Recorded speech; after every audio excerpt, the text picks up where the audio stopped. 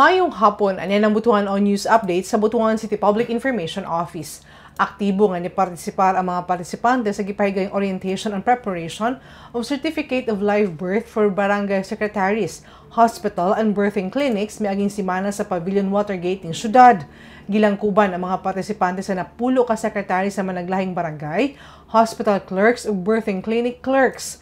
Nakasentro ang orientation sa roles and responsibilities sa mga muhimo sa live birth, civil definition, vital events, civil register, death registration, requirements sa timely ug delayed registration ug uban pa aron ma-refresh ang ubang clerks ug secretary sa pagbuhat og birth certificate ug mahatagan og higayon nga makapangutana sa taga City Civil Register Department sa mga problema nga masugatan sa pagbuhat og live birth. Gawa sa orientation, duna sab giandam ang taga CCRD para mahimong mas hanas ang mga partisipante sa pag-ila sa mga sayop sa live birth.